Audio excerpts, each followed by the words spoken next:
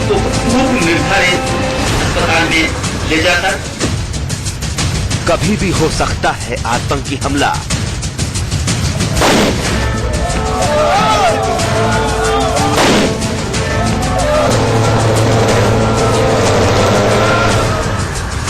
आतंकी कर सकते हैं केमिकल अटैक।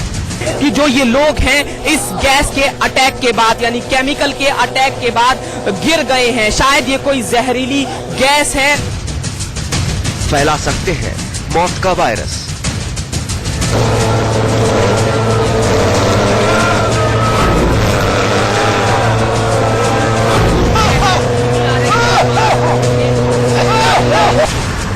नए खतरे से कैसे निपटेगा हिंदुस्तान?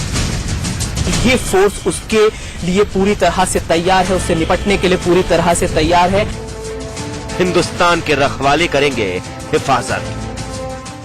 नमस्कार, मैं हूं रवि शर्मा। वक्त के साथ आतंकियों ने हमलों के तौर तरीके बदल लिए हैं। अब खतरा बम धमाकों के साथ साथ केमिकल और न्यूक्लियर हमले का भी है। इसी खतरे से निपटने के लिए हिंदुस्तान ने खास टीम को तैयार किया है और इसी टीम ने पहली बार अपनी झलक गणतंत्र दिवस पर दिखाई है। आखिर कौन है हिंदुस्तान के नए रखवाले? आइए देखते हैं। मोदी के प्रलय रक्षक।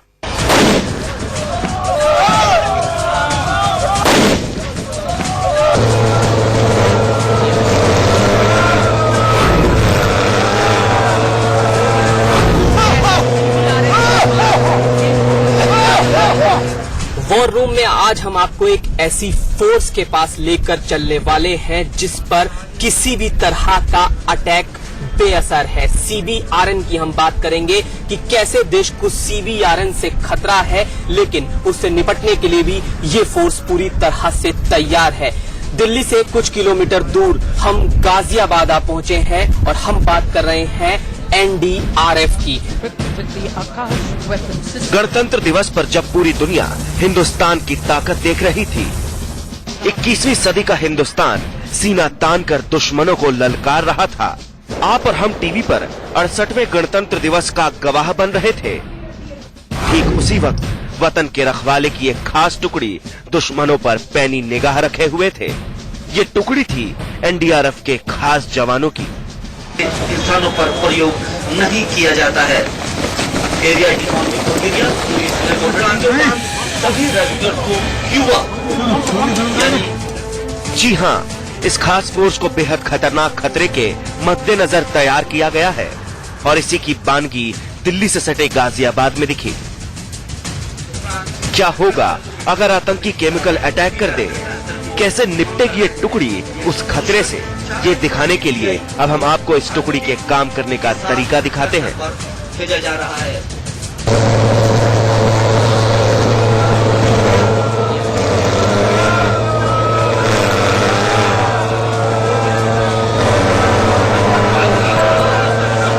इस वक्त हम एक ऐसी जगह पर आ पहुंचे हैं जहां पर अटैक हुआ है, लेकिन ये अटैक किस तरह का है ये अभी ना हमें मालूम है, ना ही यहां पर जो लोग हैं उन्हें मालूम है। आप सामने देख सकते हैं कि एक गैस निकल रही है, एक धुआं निकल रहा है और अचानक से जो लोग हैं वो गिरने लगे हैं। ऐसा लगता है कि ये कोई जहरीली गैस है। CBRN की हम बात कर रहे थे, उसमें से C यानी केमिकल का ये अटैक लगता है और केमिकल का अटैक कमोवेश ऐसा ही होता है। और आप देख सकते हैं कि जो ये लोग हैं इस गैस के अटैक के बाद यानी केमिकल के अटैक के बाद गिर गए हैं। शायद ये कोई जहरीली गैस है जिसका अटैक हुआ है, आतंकी हमला हुआ है। ये एक मार्केट है जहां पर ये अटैक हुआ है और निश्चित तौर पर अब यहां पर फोर्स पहुंचेगी, लेकिन फोर्स के लिए बहुत बड़ी चुनौती है इस अटैक से निपटने की। NDRF की जरूरत जाहिर तौर पर यहां पर पड़ने वाली है, लेकिन NDRF कैसे इस अटैक से निपटेगी?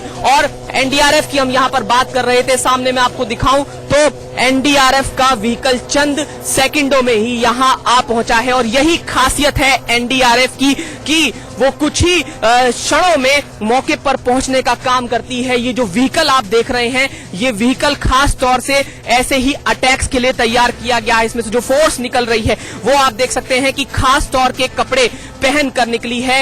एक सूट इन्होंने पहना हुआ है और ये सूट वो सूट है जो किसी भी केमिकल अटैक को देख सकता है, उससे जूझ सकता है। और निश्चित तौर पर अब आप देख रहे हैं कि ये फोर्स यहां पर जा रही है इस हमले से निपटने के लिए। केमिकल अटैक कितना घातक हो सकता है, आज पहली बार आप अपने टीवी स्क्रीन पर ये देखेंगे। तस्वीरों में आप देख रहे हैं कि एक केमिकल अटैक हुआ है और एनडीआरएफ की एक खास टीम तेजी से मौके पर पहुंचकर इस खतरे से निपटेगी। सबसे पहले इन जवानों ने उस एरिया को डिटेक्ट किया जिसमें रेडिएशन फैल चुका है। एनडीआरएफ पहले यहाँ डिटेक्ट करने की कोशिश कर रही है कि कहीं यहाँ कोई केमिकल डिटेक्शन तो नहीं है, कितनी दूर तक इस केमिकल अटैक का असर हुआ है। और ये खास तरह के इक्विपमेंट जो आप देख रहे हैं, ये सिर्फ और सिर्फ एनडीआरएफ के पास ही हैं। रेडिएशन की चपेट में आए एरिया को डिटेक्ट करने के बाद जवानों ने रेस्क्यू ऑपरेशन शुरू किया।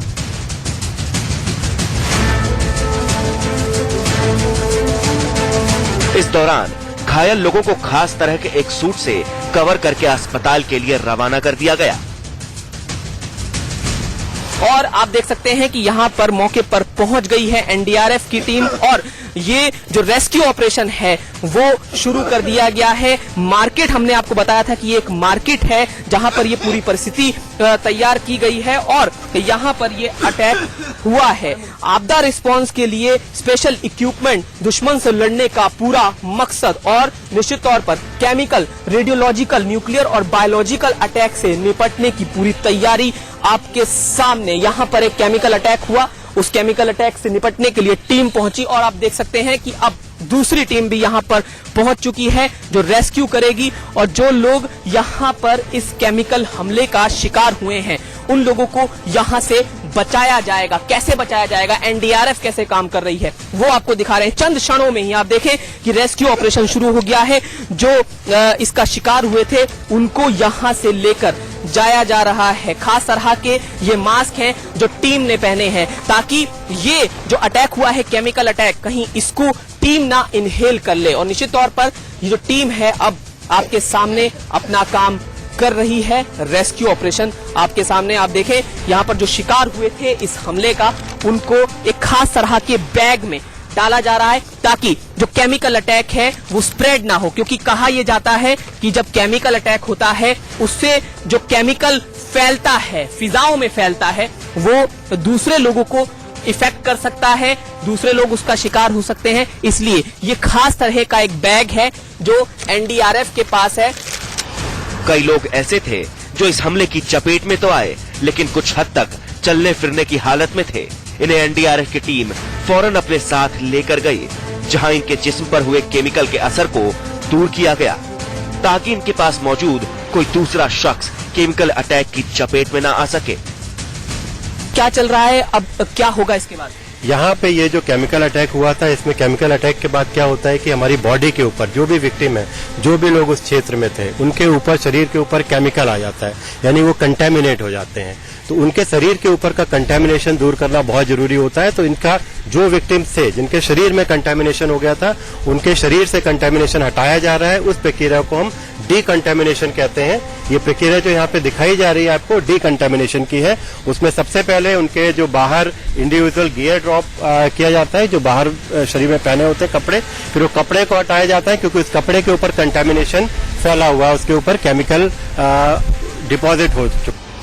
ऐसे हालात में खतरा सिर्फ कुछ वक्त के लिए नहीं होता बल्कि केमिकल का असर उस इलाके पर लंबे समय के लिए रहता है। ऐसे हालात में कैसे एनडीआरएफ की टीम इस खतरे से निपटेगी, आगे दिखाएंगे। Jatin Goswami, India news, Ghaziabad. ज्यादा से ज्यादा खून खराबा करना आतंकियों का मंसूबा और मकसद होता है और इसीलिए आतंकी अब केमिकल, बायोलॉजिकल समेत न्यूक्लियर हथियारों के इस्तेमाल की तरफ बढ़ रहे हैं क्योंकि इनसे किया गया हमला बरसों बरस तक अपना असर दिखाता है। ऐसे हालात में एनडीआरएफ की टीम कैसे निपटती है इनसे, अब ये देखिए।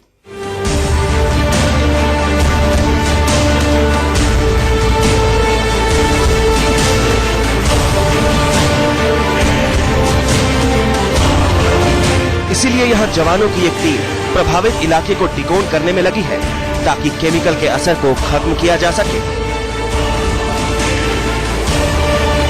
केमिकल के अटैक से जो एरिया इफेक्ट हुआ था उसको अब डिकॉन किया जा रहा है, यानी सफाई की जा रही है यहां पर उस केमिकल से जो यहां पर फिजाओं में फैल गया है, फिजाओं में घुल गया है, वो जहरीला जहर जिससे एक बड़ा खतरा था, एक बड़ी जो गैस की मात्रा थी वो यहां पर फैली हुई हो सकती है। और एक एक चीज आप यहां देख सकते हैं, विक्टिम्स का जो सामान है वो भी यहां पर मौजूद है और उसको भी डिकॉन किया जा रहा है। क्या ये प्रक्रिया होती है DS2, क्या होता है इसमें, किस तरह से काम करती है NDRF, वो समझते हैं। सर ये क्या प्रोसेस है, थोड़ा समझना चाहिए। इस प्रोसेस को हम कहते हैं कि एरिया डिकॉन करना, कि जहां पे अटैक हुआ था या जहां पे केमिकल रिलीज हुआ था वहां का पूरा एरिया भी अफेक्टेड हो जाता है इस केमिकल से। तो वहां पे उस खतरे को निपटाने के लिए, उस खतरे को हटाने के लिए एरिया की सफाई करने की आवश्यकता होती है।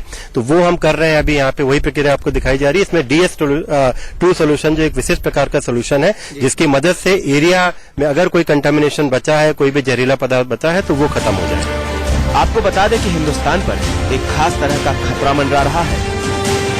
ये खतरा CBRN यानी केमिकल, बायोलॉजिकल, रेडियोलॉजिकल और न्यूक्लियर अटैक का है।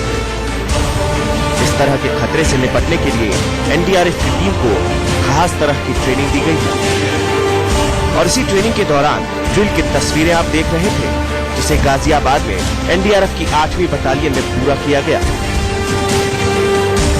इसी ट्रेनिंग के दौरान रेडियोलॉजिकल अटैक से निपटने की ड्रिल भी की गई।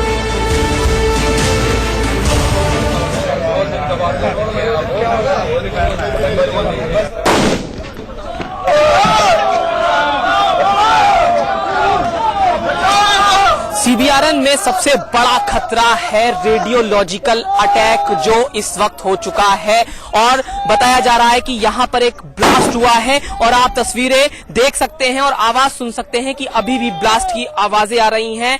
जो बताया गया है उसके मुताबिक रेडियोलॉजिकल अटैक हुआ है किसी बम में, जिसे डर्टी बम कहा जाता है, उसमें रेडियोलॉजिकल किरणों का प्रयोग किया गया और ब्लास्ट हुआ है। और जाहिर है स्थिति बहुत ज्यादा भयावह हो जाती है उस समय जब इस तरह का अटैक हो। इससे निपटने के लिए NDRF क्या करेगी, बहुत बड़ी चुनौती NDRF के सामने, क्योंकि जो पूरा एरिया है वो इफेक्ट हो चुका है। रेडियोलॉजिकल किरणें जो हैं वो फिजाओं में घुल रही हैं, लगातार घुल रही हैं और उसे उसके जो भी संपर्क में आएगा वो उसका शिकार हो सकता है।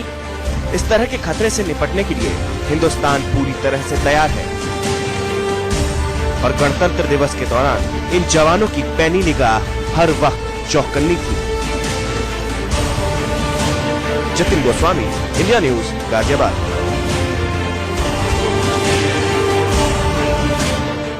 कि इस खास टुकड़ी में सिर्फ इंसानी सोल्जर ही नहीं है, बल्कि कुछ ऐसे खास सोल्जर भी हैं जो इंसानी भाषा तो नहीं बोलते, लेकिन अपनी वफादारी और हुनर से जरूरत के वक्त मदद करना जानते हैं, क्योंकि ये NDRF के खास डॉग्स हैं।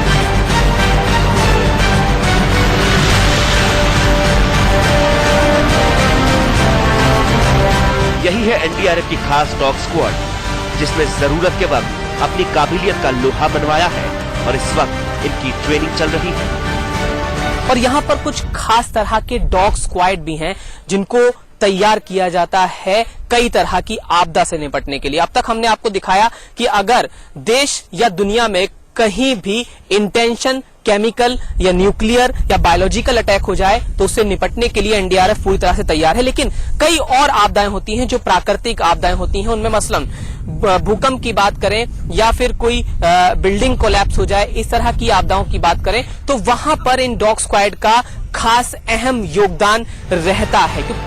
इसी डॉग स्क्वाड में एक है डॉन और इनके ये दो साथी हैं। डॉन की उम्र 10 साल है, लेकिन डॉन इस डॉग स्क्वाड का सबसे खास हिस्सा है। डॉन ने नेपाल त्रासदी में मलबे में दबे कई लोगों का पता लगाया और उनकी जिंदगी बचाई। नेपाल से लेकर अन्य हादसों में NDRF ने अहम योगदान दिया है। भूकंप के हालात में NDRF की टुकड़ी अपनी मेहनत और जज्बे की मिसाल पेश कर चुकी है और अब CBRN के खतरे से हिंदुस्तान की हिफाजत के लिए तैयार है। Jatin Goswami, India news, Ghaziabad. इस खास पेशकश में इतना ही। रवि शर्मा को दीजिए इजाजत, लेकिन देश और दुनिया की